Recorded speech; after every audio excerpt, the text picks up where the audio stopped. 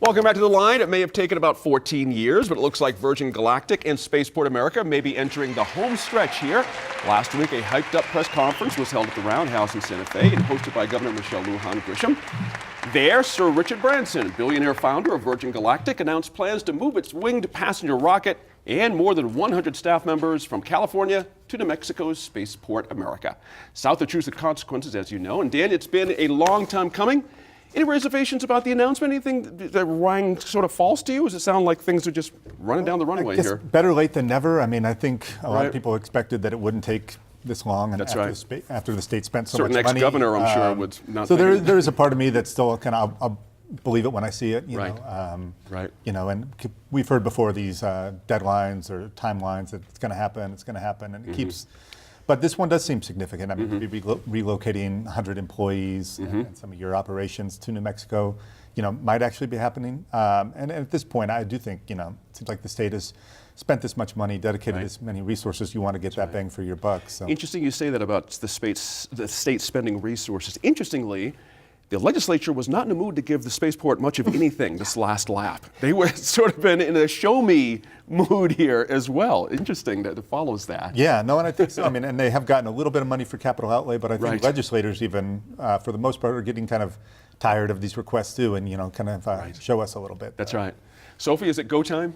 What are you seeing? You know, one of the things I've been thinking about is how, and we see this with our national labs, right? It's not just the 100 employees. It's everyone who services that industry, that location. So we know how important contractors are to Sandia, to Los Alamos. And you know, you actually, I enjoyed watching. You did an interview with one of those contractors on Facebook Live. That will be interesting to see because it is so remote.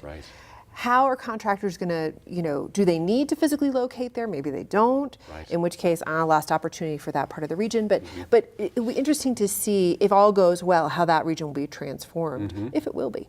Not exactly a quick commute. It's not a 12-minute commute from Cruces to and the thing I really thought about, and I recommend to people if they haven't seen it, you can still watch that, right? Oh, yeah. It's on there. It is the discussion about housing and where people will live and all of that. And it reminds me of the issues around oil and gas extraction here in New Mexico, where like you can't buy a house apparently near Farmington. You can't, I mean, I've tried to get hotel rooms in Farmington. It's not a good experience. Like it takes a while for our infrastructure, our living, to catch up in those locations. And so I would expect that it will be challenging in the short term. My hope is that we're not just looking at 10 years, which is the length of what's left on that 20-year lease. Thank you for that mentioning we're looking at a longer term period to give the opportunity for some stability in that area. Good point there. Janice, when you think about it, what is it, 18,000 acres? $218 million has been spent already. Do you know what I mean? This is a big investment by our state, a big one. Does this announcement match the investment to you? I am always hopeful. I believe that we've had a spaceport. Of course, I was there to vote on this at the beginning. And what I see is a very smart businessman, Richard Branson, who in my estimation is what you call a second buyer. When it fails, then you come and buy it for cheap. And I'm looking at that. But as we went forward, as you know, we had a contract and we were supposed to be collecting $1 million rent. And we put that aside because things weren't right. A lot of folks forgot about that. And what I am pleased about are the number of other companies that are there, the people who are doing testing. This site is ripe for testing. And it was the one piece, I argued this all the time, that one of the blessings of the state of New Mexico is we have space. We have the space to actually test things. So you tell me why Branson decided to do all of his testing in California and just now is coming here. So I am much more skeptical. I am hopeful. Do I ever think we will have a hotel there? Let's talk about water rights and what we have and what we don't. I see. Good point. That's the beginning of an interesting list there too. David, interestingly enough, does your gut say this is the time? You know, a lot of things have come. Janice mentions there's some good tenants down there. Spin launch just announced. There's all kinds of money being spent. And I'm going to take a different take on all of this. Basically, in getting Richard Branson to put his Virgin Galactic into the spaceport, we have hired the world's greatest biggest PR firm for the entire state. I mean, Richard Branson is known for getting the word out.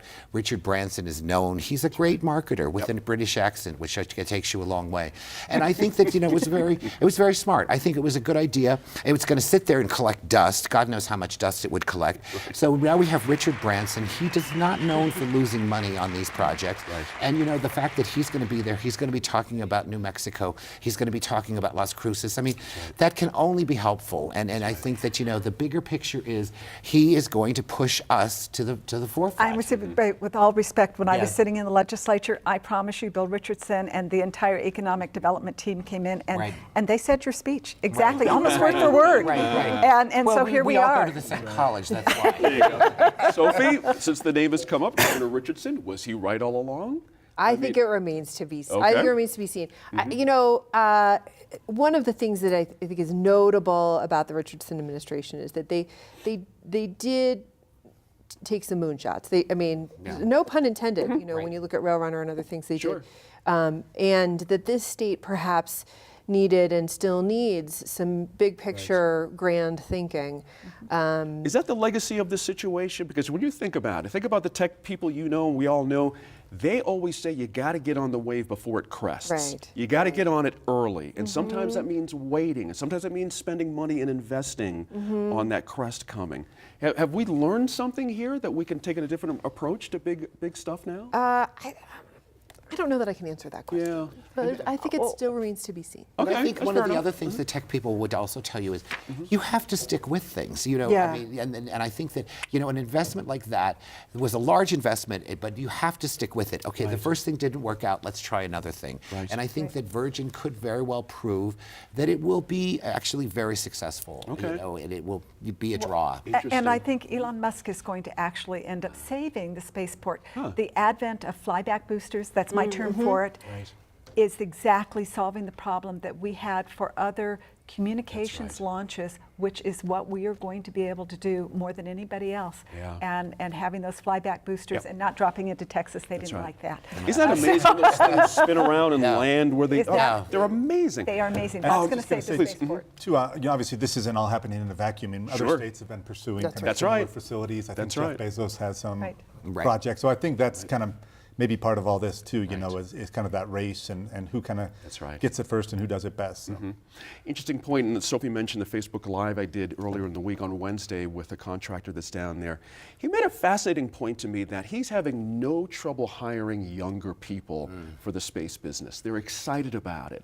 It's not just a bunch of old timers like us still mooning about the moon landing in '69 or whatever it was. You know what I mean? There's like a whole new feeling about space out there for younger people. That's a good thing for our state, I got to think. That's an interesting little wrinkle. Yeah, I think that is a big thing. I mean, I think it brings up some of the logistical issues then about kind of nightlife and things like that. Right. Truth or consequences. A lovely town. Right.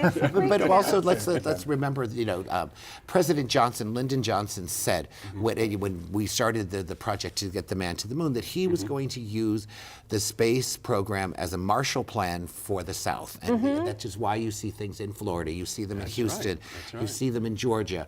And so, I mean, the space idea is a great idea, but the idea of the money that can go into it, this is private money versus the federal money or government money that was being used. There's a lot of billionaires in this game. There's a lot of billionaires, and now you don't just get a Bentley, you also have a space program, which is good. I mean, I get it.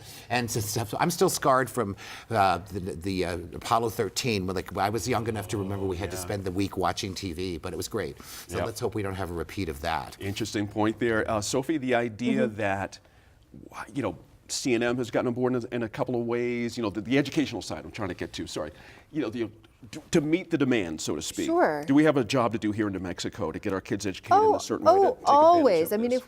if we don't have those educational opportunities, if we're not training people to educating people to meet that demand, we're going to see another 100 people coming in from other states. Right. And that, while that's a good thing. Welcome to New Mexico. It is also potentially an opportunity lost for those of us who are already here. Well, last question, Janice. Much like Dave Cargo doesn't get credit for being there at the film business, Gary Johnson rarely gets mentioned. It all started under him, actually. It wasn't really under Governor Richardson. The fellow I interviewed on Wednesday was part of that leadership team, developed that business plan way back when. things could either happen or not happen with that initial first person in office. It's critical, isn't it? I would say, and unfortunately, that is the cost of public service is sometimes you have the right idea, but it just doesn't happen, and somebody right. else is going to get credit, and that's our system, and That's that's right. how it works. But Isn't I that think there's funny? some really exciting things going on as we're talking about our youth. Just think about the concept of materials development. And when you think about what is the future of space, which is why, some of my colleagues are going, oh no, we should shut it down. I just couldn't go there because this Right. testing part of developing answers for the future is right here. And if we will be smart enough and get out of our own way, we can seize it, we can do it. Interesting point there. The legislature, I want to circle back to that. Now that this has happened, there's no way to predict. I'm just curious if they're going to be a little more open to something now that Branson has showed up, or they're going to say, homeboy, you got a lot of money, your own money. You can spend, if you need a road, you can buy a road now. You can spend the money to do it. It's hard to predict, but what's your sense of that? Well, I mean, interestingly, a lot of the legislators who voted on this back in 2004, 2009. 2009, aren't there anymore. There's been a lot of turnover in the good point. legislature. Right. So a lot of new faces will be looking at this. I think there is a desire to diversify the economy and kind of wean New Mexico off the reliance on oil and gas. And this could be kind of one of those options. But I think there's also kind of maybe a growing impatience among some legislators too that we're kind of we want to see some results. And don't forget, we point there. abated the contract for more than 5 years. That's a good point. We did. Good point. Out of time once again. This week's Facebook Live conversation, already mentioned, is on point. I spoke with Brian Barnett, who's long been involved in the business side of New Mexico's aerospace industry. Find that conversation on New Mexico in Focus, our Facebook page.